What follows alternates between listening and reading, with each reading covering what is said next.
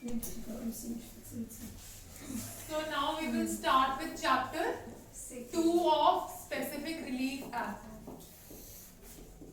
which says specific performance of contracts. Specific performance of contracts.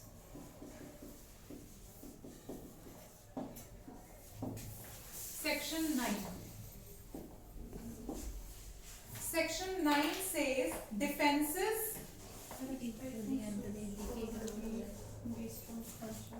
respecting suits for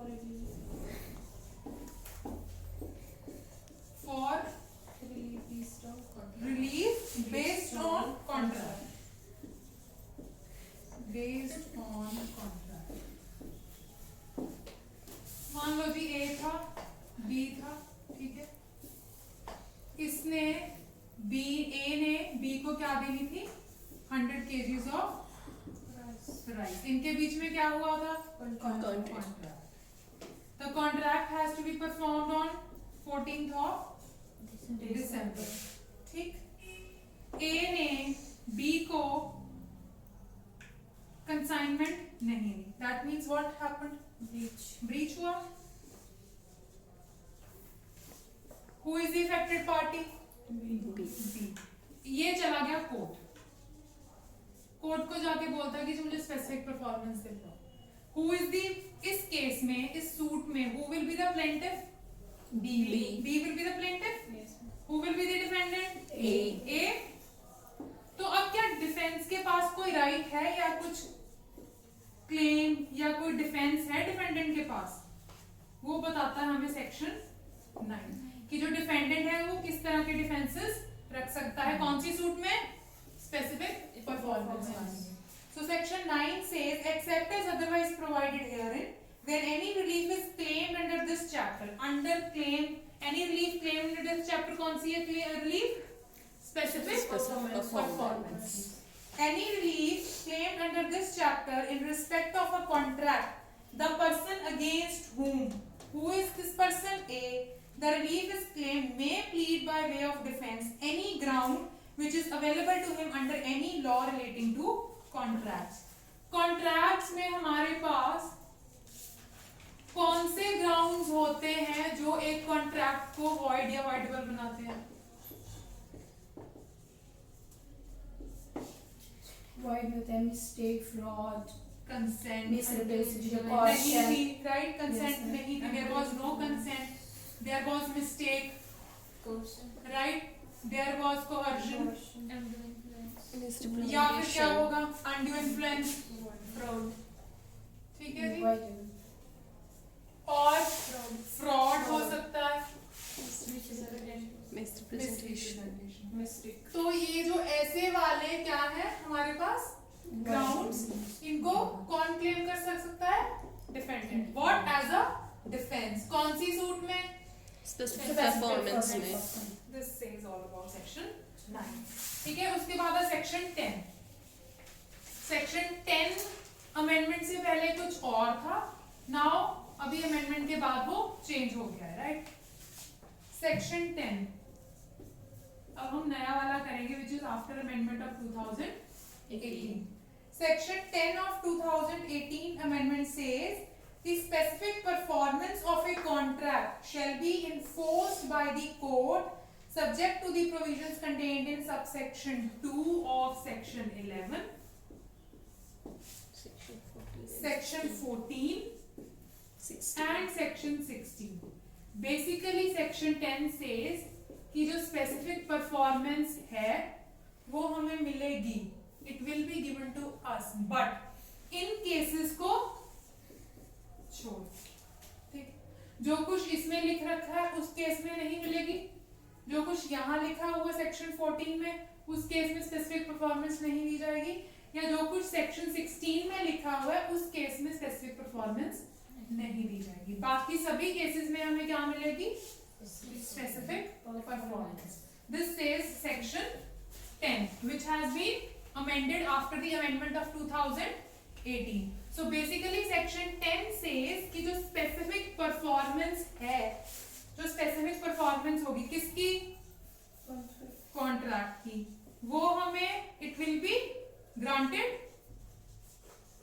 but अगर इनमें से कोई भी सिचुएशन अरोज होती है उस कॉन्ट्रैक्ट में, तो उस केसेस में हमें स्पेसिफिक परफॉर्मेंस नहीं मिलेगी, राइट। वो हम पढ़ेंगे तो 11 पढ़ेंगे, 14 पढ़ेंगे और 16 पढ़ेंगे कि वैसी कौन सी सिचुएशंस हैं जिसमें हमें स्पेसिफिक परफॉर्मेंस नहीं मिलेगी। बाकी सभी केसेस में the remedy of specific performance will be given, right?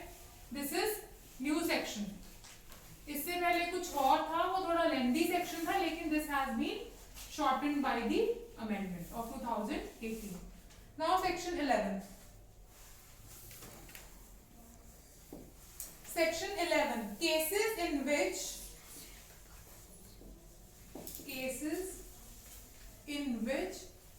specific performance of contracts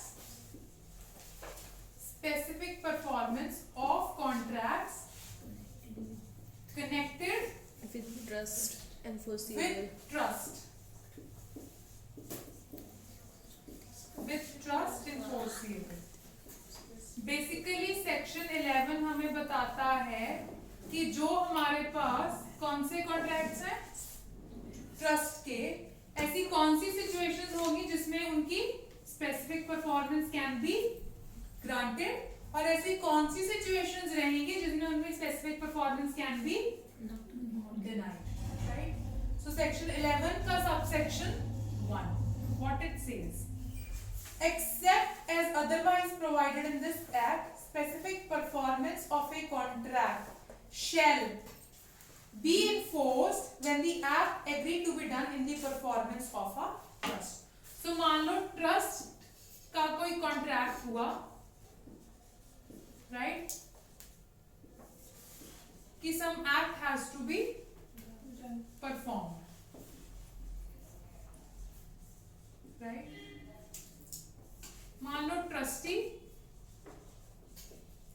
और सम पर्सन बी के बीच में एक कॉन्ट्रैक्ट होता है, ठीक है, where B says that I will perform a contract for you.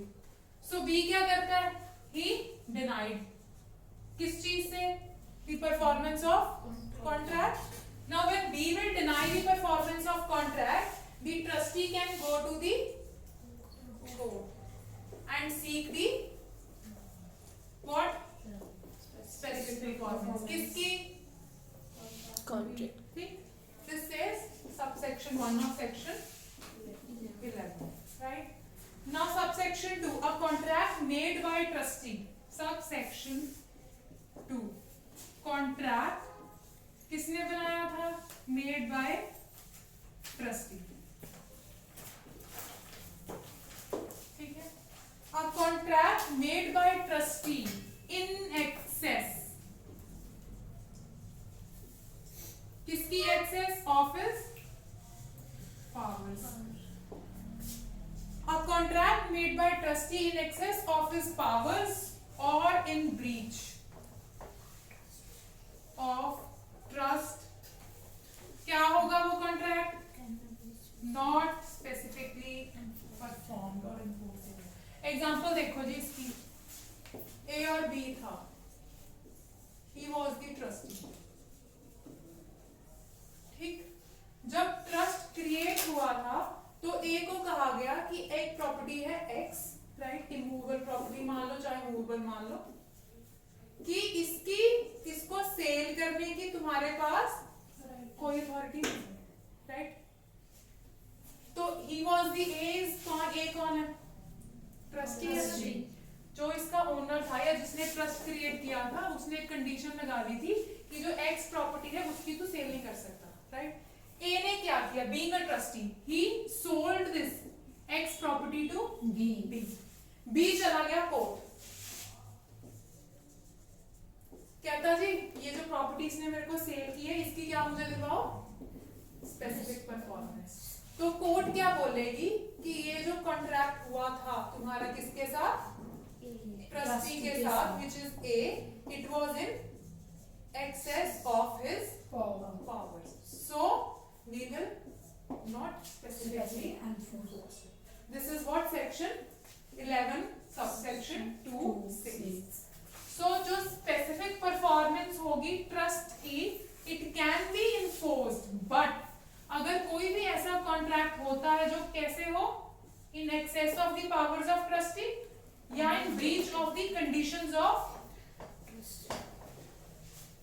then that will not be specifically enforceable, right? उस चीज को कॉन्ट्रैक्ट, उस चीज को कोर्ट क्या करेगी, स्पेसिफिकली परफॉर्म नहीं कराएगी, because court will never enforce anything which is out of law, which is illegal, right?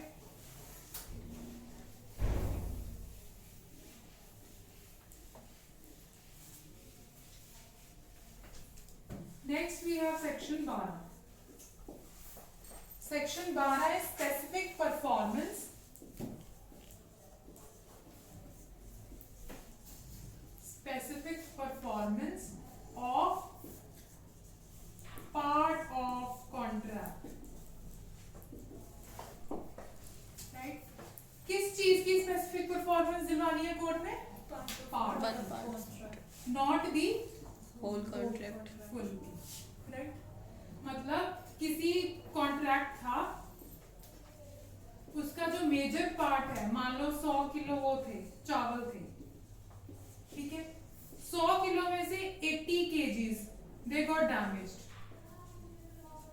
अब क्या कोर्ट 20 kgs की स्पेसिफिक परफॉर्मेंस डिमांड करवा सकती है? This is all about, we will study in section कि कौन कौन सी कैसी कैसी क्या क्या कंडीशंस रहेंगे, राइट? सेक्शन 12 सबसेक्शन 1 में जो गिवन है, section 12 subsection 1, it is the general rule.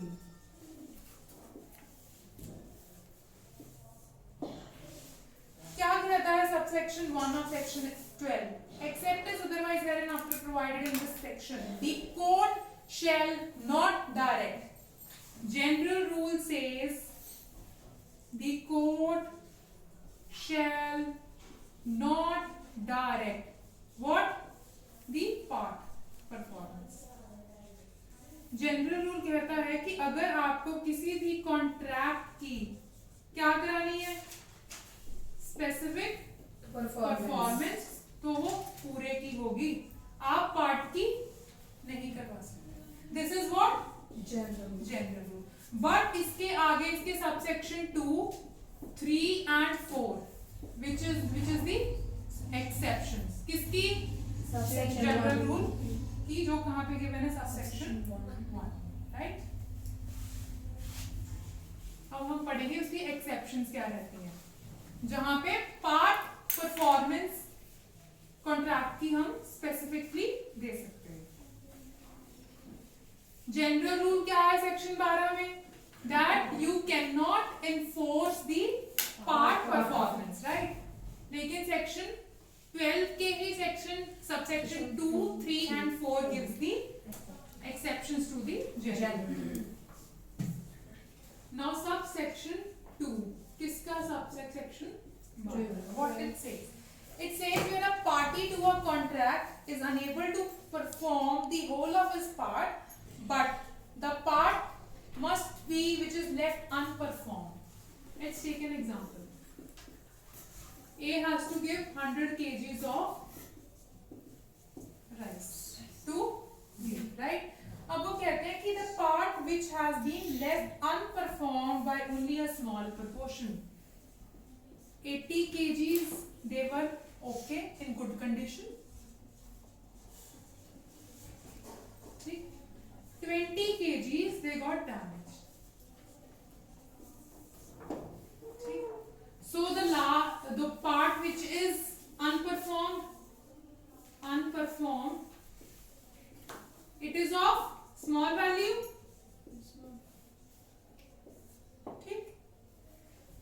It says which must be left unperformed, the part which is left unperformed by only a small proportion to the whole. ठीक है? 100 में से अगर 20 kilo खराब हो गए, तो that is a small proportion ना, with respect to the whole, right?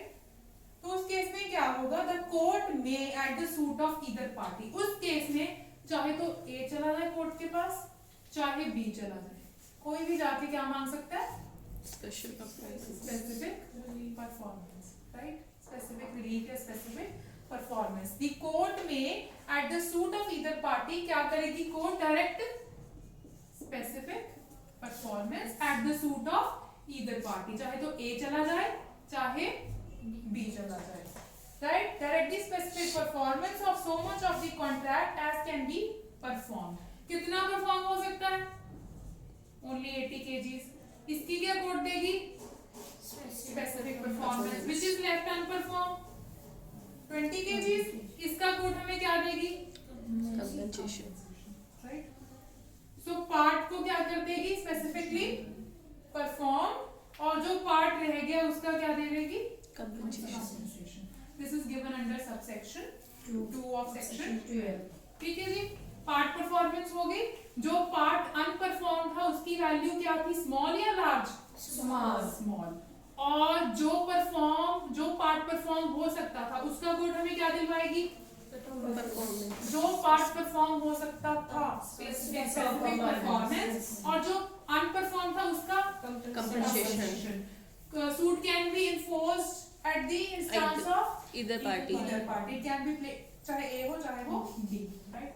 Now subsection 3. Where a party to a contract is unable to perform the whole of his part, and the part must be left unperformed, either forms a considerable part. Again, we will take the same example. A और B के बीच में contract था, 100 kgs of rice थे. पिछले case में क्या था? The part unperformed was Small. अब इस केस में 80 got damaged and 20 can be performed, right? The part which must be left unperformed either forms a considerable part of the whole. Which must be left unperformed. It forms the considerable part. Considerable part का मतलब it is in larger quantity. ठीक है, that is considerable part. The part which is left unperformed forms the considerable part of the whole, though admitting of compensation in money. और इसका हमें क्या मिल सकता है? Compensation. B clause. What P says does not admit of compensation in money. जो हमारा part unperformed रहेगा उसका हमें कंपनसेशन नहीं मिल सकता. We cannot get its compensation. फिर irrespective of the fact it is larger part or it is smaller part. तो ऐसे केसेस में क्या होगा? What the court will do? ऐसे केसेस में the court will give us the specific relief only at the instance of the plaintiff, या फिर इस केस में प्लेंटिफ कौन रहेगा? Who suffered the breach. ठीक है? इस केस में वो पार्टी नहीं जा सकती जिसने ब्रीच कमिट किया. Only that party can go to the court who has suffered the breach, right? पहला तो ये फर्क हो गया सबसेक्शन 2 और 3 में. दूसरा क्या है? He is not entitled to obtain a decree for specific performance का मतलब है he is not entitled means he is not entitled. Who is this he? Who committed Breach. breach. He cannot go to the court and seek the remedy of specific breach. So he is not entitled to obtain a decree of specific performance, but the court may at the suit of other party. Who can be other party? Who suffered the breach. Direct the party in default to perform specifically so much of his part of the contract as he can perform. तो जितना perform किया जा सकता है उसकी code क्या देगी? Specific performance, right?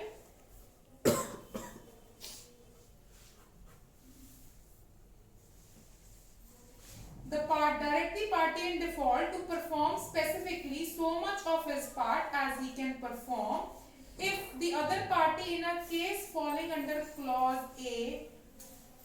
अब इस केस में क्या था?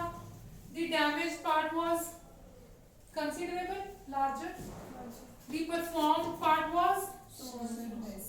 तो इस केस में जब प्लेंटिफ ने क्या लेनी है, स्पेसिफिक परफॉर्मेंस उसको कोर्ट ने दे दी, so he has to pay the price ना, the plaintiff has to pay the price of this, right? So वो क्या करेगा? 20 केजीज के प्राइस पे कर देगा, सिर्फ उसको 20 केजीज के पैसे देने हैं, नॉट फॉर दी 100 केजीज। नहीं है समझ?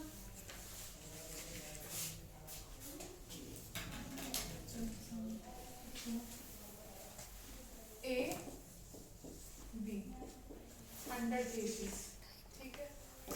किने ने जैसी B ने A, right? So who is the plaintiff? A, right? 80 kgs damage, 20 kgs can be performed, right? Court decreed specific performance, right? Difference अगे पता लगेगा basically की है. So A की करूँगा 20 kgs B दे देता है, right? The 20 kgs will be specifically performed by B to A, and that A will make the payment for 20 kgs only. Clause 1. अगे difference basically अगे पता लगेगा कि फर्क कितने है, कि why he has to pay only for 20 kgs. अगे है pays or has paid the agreed consideration for the whole reduced by the consideration for the part, and a case falling under B. What is the case falling under B? Where the case falling under B is कि for the part unperformed,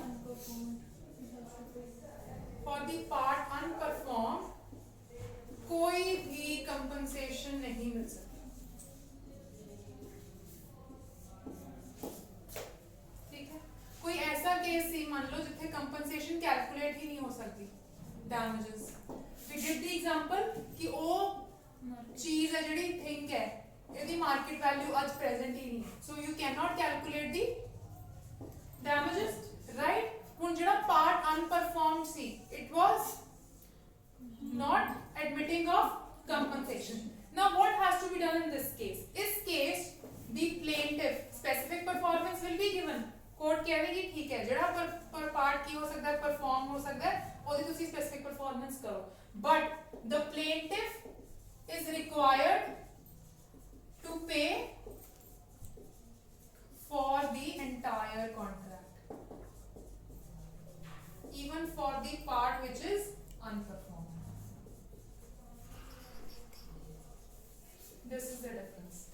This case he paid only for the part which was performed and didn't pay for the part which was unperformed.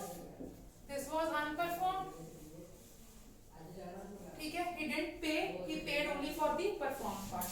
But in case the part which is left unperformed is not admitting of compensation, उस case में which the plaintiff has to pay for the entire contract, even for the unperformed. So ਉਹਨੂੰ ਸਾਰੇ contract ਦੇ ਪੈਸੇ ਦੇਣੇ ਆ, payment ਪੂਰੇ ਦੀ ਕਰਨੀ ਹੈ, ਚਾਹੇ ਫਿਰ ਉਹਦੇ contract ਦੀ performance ਕੀ ਹੋਈ ਹੈ, part, ठीक है? और इस केस ਦੇ ਵਿੱਚ and इस केस ਦੇ ਵਿੱਚ ਉਹਨੂੰ ਕੋਈ compensation भी नहीं ਦਿੱਤਾ जाएगा, no compensation will be given. This is law, very hard law. Law is law, but this is reality. He will not be given any compensation. And इस केस में इसका चलो उन्हें फिर भी unperformed दे नहीं देने, but इस केस का उन्हें पूरे दे देने. Basically, it is thought या it is presumed कि अगर plaintiff court जा रहा है उस केस ਨੂੰ perform कराने ਲਈ ਜਿਹੜੇ भी compensation ਆਪਾਂ ਨੂੰ ਨਹੀਂ ਮਿਲ ਸਕਦੀ, that means ਉਹਦਾ ਖੁਦ ਦਾ ਕੋਈ ਬਹੁਤ ਵੱਡਾ interest ਹੋਊਗਾ, that he is seeking the performance of that part. That is why या तो उन्हें ये करनी पड़ती है पूरी payment और ना ही उन्हें court compensation मिलेगी. क्या हो गया जी? ठीक है जी? This is subsection 3. ये clause 1 पे clause 2. Clause 1 says in a case falling under clause A KC, this one, that he has to pay for 20 kgs, and clause B सीगा which is not admitting of compensation, उस case में which किया होगा, this case he will pay only for 20 kgs, in that case he will pay only for the entire contract. Clause 2, in either case, दोनों cases they which relinquishes all claims to the performance of remaining part, और ना ही इस तो बाद after the specific performance ना ही वो बाकी जड़ा part unperformed है, the part which is unperformed, उसका ना तो वो क्या मांगेगा, compensation मांगेगा, और ना ही उसकी क्या मांगेगा, specific performance या other performance. खत्म, story, the end, contract का, right? This is all. Subsection 3.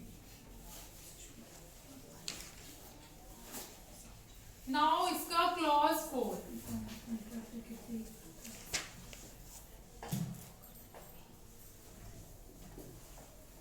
Where a part of a contract which taken by itself can and ought to be specifically performed stands on a separate and independent footing.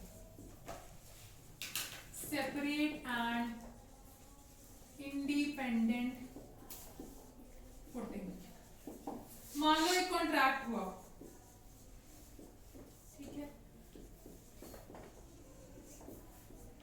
Right, ए और B के बीच में. A said to B, I'll give you rice and I'll give you wheat for 10,000, right?